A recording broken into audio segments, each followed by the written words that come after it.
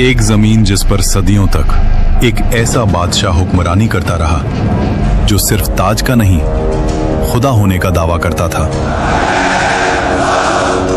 मैं तुम्हारा सबसे बड़ा रब हूं,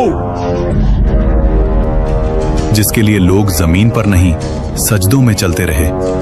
और फिर एक ऐसी रात जब उस बादशाह की नींद एक ख्वाब ने छीन ली, और जब मौत उसके सामने आई तो वो पानी की एक बूंद का भी मुकाबला न कर सका।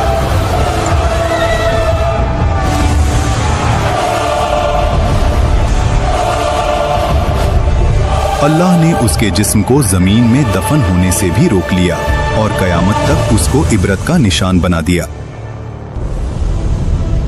मिस्र, उस दौर का सबसे ताकतवर मुल्क, नील के किनारे बसे शहर जहां फसलें सोना उगलती थीं, बाजार भरे हुए, महल पत्थर के नहीं गुरूर के बने हुए, और इन सब के बीच एक शख्स, फिरौन। उसका हुक्म सिर्फ कानून नहीं था, अकीदा था। लोग सिर्फ उसकी बात नहीं मानते थे, उसकी बात पर ईमान रखते थे। वो कहता था, मैं तुम्हारा सबसे बड़ा रब हूं। और मिस्र खामोश रहता था। इसी मिस्र में एक कौम ऐसी भी थी जो रोशनी नहीं देखती थी। बनी इसराइल, उनके घर अलग थे, उनका लिबास अलग, उनकी जिंदगी अलग। और जोर लगाओ। उन्हें गुलाम बना दिया गया। उनके मर्द सुबह से शाम तक पत्थर उठाते, महल बनाते और रात को थकाए हुए गिर जाते। उनकी औरतें सिर्फ जिंदा रखी जाती थीं ताकि गुलामी का सिलसिला चलता रहे। फिरौन ने जानबूझकर इस कौम को कमजोर रखा। Bloody civilians. क्योंकि जो कौम कमजोर हो वो कभी तख्त को नहीं हिला सकती। तफसीर इब्ने कसीर के मुताबिक एक रात फिरौन ने ख्वाब देखा। उसने देखा कि बैतुल मुकद्दस की तरफ से एक आग निकली जो मिस्र के घरों को जला रही थी, लेकिन बनी इसराइल के घर महफूज थे। फिरौन हरास होकर उठ बैठा। ये पहली मर्तबा था जब उसने खुद को कमजोर महसूस किया। उसी रात नजूमी और इल्मे गैब का दावा करने वाले दरबार में बुलाए गए। ख्वाब सुनाया गया और फिर वो जुमला बोला गया जो तारीख बदल देता है। बनी इसराइल में एक लड़का पैदा होगा जो तेरी सल्तनत के जवाल का सबब बनेगा। यहीं से फिरौन का गुरूर वहशत में बदलने लगा। डर जब दिल में आ जाए तो अकल चली जाती है, और जब अकल चली जाए तो जुल्म पैदा होता है। फिरौन ने सोचा, मसला पैदा होने से पहले खत्म कर देते हैं।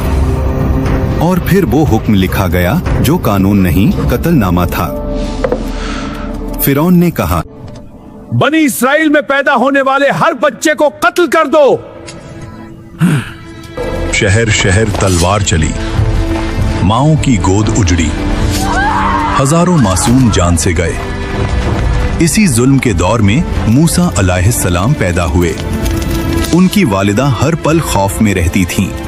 तब अल्लाह ने कहा, उसे दूध पिलाओ, और जब खतरा महसूस हो तो उसे दरिया में डाल देना, और डरना नहीं, हम उससे तुम्हें वापस लौटा देंगे। तफसीर के मुताबिक उस माँ ने खामोशी से मूसा अलैहिस्सलाम के लिए एक संदूक तैयार किया और उसे दरिया में रख दिया। दरिया बह रहा था और उस पानी पर एक छोटा सा संदूक। मूसा अलैहिस्सलाम की वालिदा ने अपनी बेटी से कहा, दूर से देखते रहना मगर पास मत जाना। वो बहन छुपकर चलती रही। आखिर वो संदूक पहुंच गया फिरौन के महल के किनारे। फिरौन की बीवी हजरत आसिया जब संदूक देखती हैं तो उसे खुलवाया जाता है, और जैसे ही उनकी नजर उस बच्चे पर पड़ती है, अल्लाह उनके दिल में रहमत डाल देता है। वो फौरन कहती हैं, उसे कत्ल मत करो, उसने मेरी आंखों को ठंडक पहुंचाई है, मैं उसे बेटे के रूप में अपना लूंगी।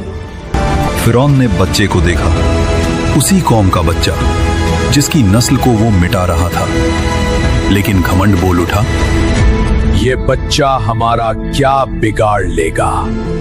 और यहीं से फिरौन के जवाल का वक्त शुरू हो गया।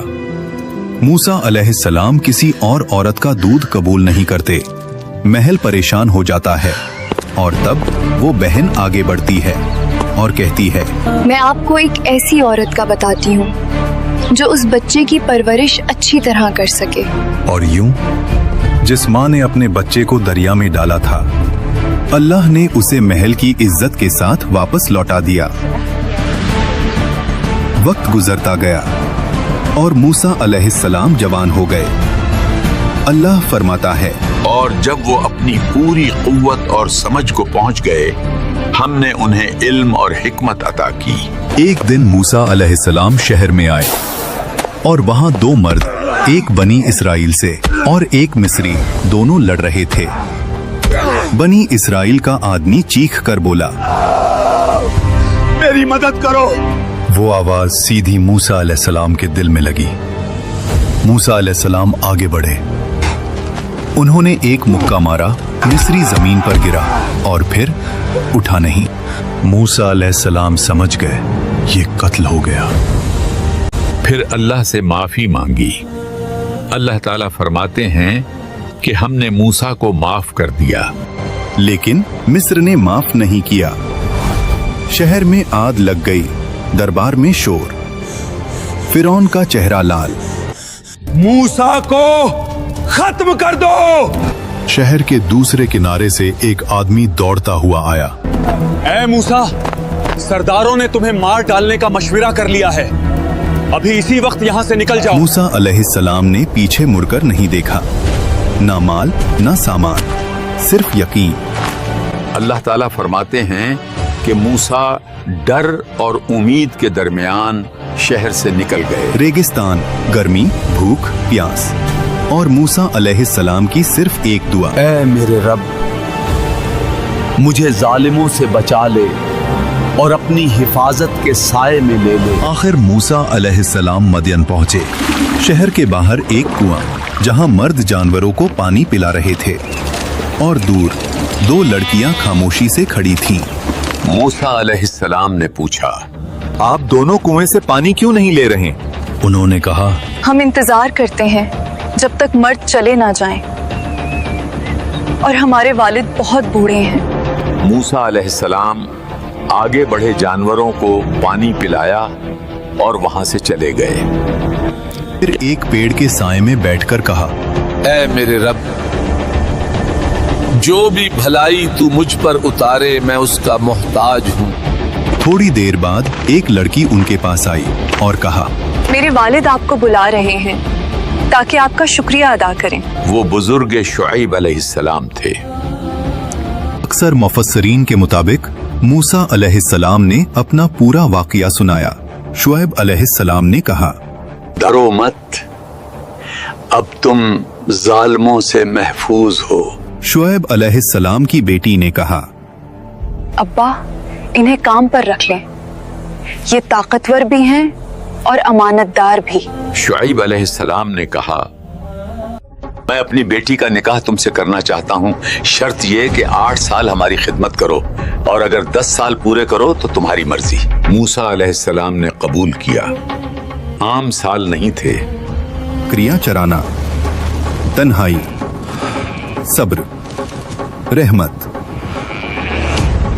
अब मिस्र का शहजादा एक चरवाहा था। और अल्लाह यही से नबी बनाता है। जब मुद्दत पूरी हुई, मूसा अलैहिस्सलाम अपनी बीवी को लेकर मिस्र की तरफ रवाना हुए।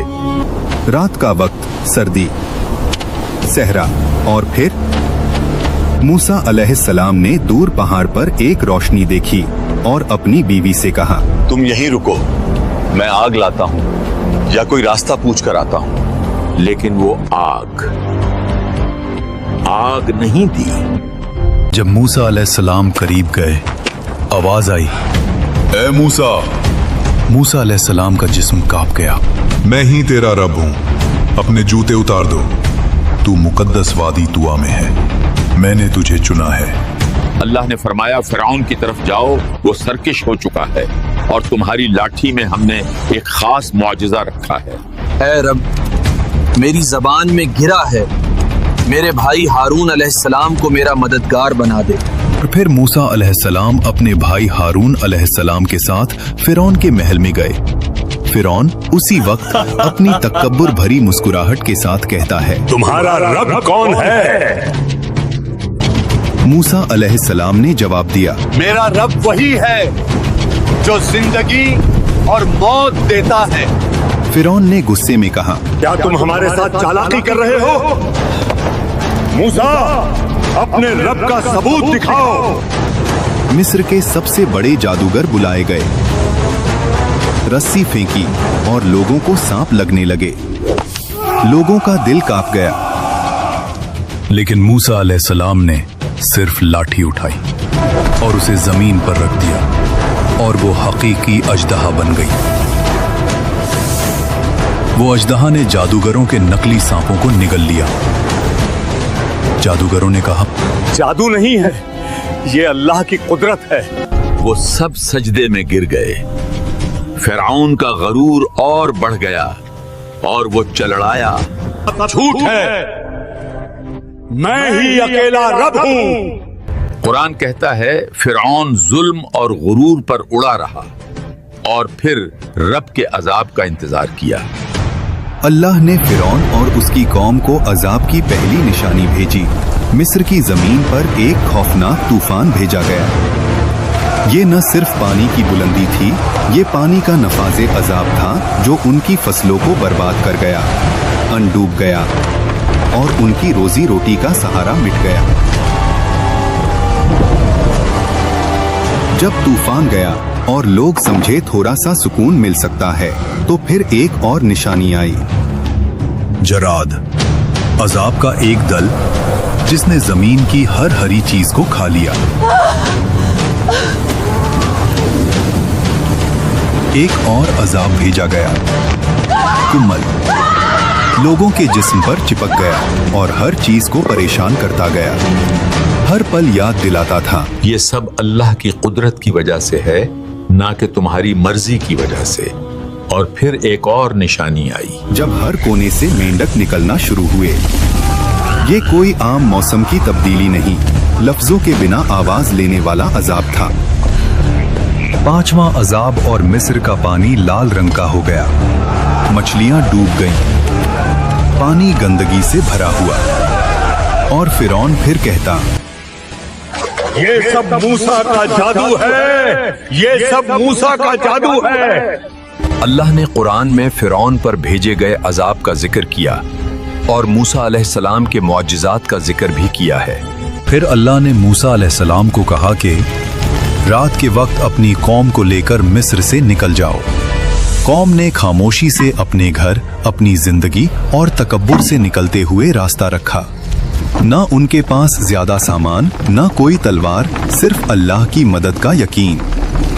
جب صبح ہوئی اور فرعون نے دیکھا کہ مصر سے لوگ غائب ہو گئے، اس کا گھمنڈ اور زندہ ہو گیا۔ کمزوری کا فائدہ اٹھا کر بھاگنے کی کوشش کی ہے، ہم انہیں پکڑ لائیں گے اور ہم دکھا دیں گے کہ طاقتور ہم ہی ہیں۔ قوم بنی اسرائیل موسیٰ علیہ السلام کے ساتھ سمندر کے کنارے پہنچی۔ سمندر ان کے سامنے کافی گہرا نظر آتا ہے۔ بنی اسرائیل کے لوگ کہتے ہیں، بھیانک مصیبت میں پھنس گئے ہیں، سمندر کی یہ لہریں ہمیں ڈبونے کے انتظار میں ہیں، ہمارے پیچھے سے موت کی فوج دھاوا بولتی ہوئی آ رہی ہے۔ موسیٰ علیہ السلام نے کہا، ہرگز نہیں، میرا رب میرے ساتھ ہے، وہ ہمیں راہ دکھائے گا۔ اللہ نے موسیٰ علیہ السلام کو حکم دیا، اپنی لاٹھی کو پانی پر مارو۔ موسیٰ علیہ السلام نے اللہ کے حکم پر اپنی لاٹھی پانی پر ماری۔ پانی دو حصوں میں بٹ گیا، دو دیواریں اٹھی، بیچ میں سوکھا راستہ نکل آیا۔ لوگ چیخ اٹھے اور بنی اسرائیل کا ایمان اور مضبوط ہوا، اور انہوں نے اس راستے پہ چلنا شروع کیا۔ یہ اللہ کا معجزہ ہے۔ فرعون اور اس کی فوج نے وہ راستہ دیکھا، پھر بھی اس نے کہا، موسیٰ کا جادو ہے، ڈرو مت، ایسا راستہ تو ہم بھی بنا سکتے ہیں، ہمیں کوئی روک نہیں سکتا۔ وہ دیواریں پانی کے بیچ اپنے گھوڑوں اور فوج کے ساتھ نکل گیا۔ گھمنڈ اتنا گہرا تھا کہ حق بتانے والی نشانیوں کے باوجود بھی وہ مان نہیں رہا تھا۔ जब बनी इसराइल का आखिरी शख्स भी समंदर के बीच से निकल गया, अल्लाह ने हुक्म दिया, पानी दोबारा मिलकर समंदर को बंद कर दो। और वैसे ही पानी घर जैसे गिरता चला गया। लहरों ने फिरौन और उसकी फौज को हर तरफ से घेर लिया। हर घोड़ा और हर सिपाही डूब गया। जब उस वक्त उसका आखिरी वक्त आया, फिरौन की नजर खुली और उसने मैं कहा, उस रब पर ईमान ले आया जिस पर बनी इसराइल ईमान लाए हैं। उस वक्त फिरौन का ईमान कबूल नहीं हुआ। अल्लाह ने फरमाया कि आज हम तेरा जिस्म बचाएंगे ताकि वो सबके लिए इबरत बने। हजरत आसिया जो फिरौन की बीवी थी, कुरान में जिक्र है। और आसिया फिरौन की बीवी जिन्होंने अल्लाह के हुक्म से ईमान लाया और अपने घर में सब्र और इबादत से खुद को महफूज रखा, अल्लाह ने उनके लिए जन्नत तैयार की। ये वाकया हमें सिखाता है कि इंसान का गरूर सिर्फ मौत की एक झलक की मार है।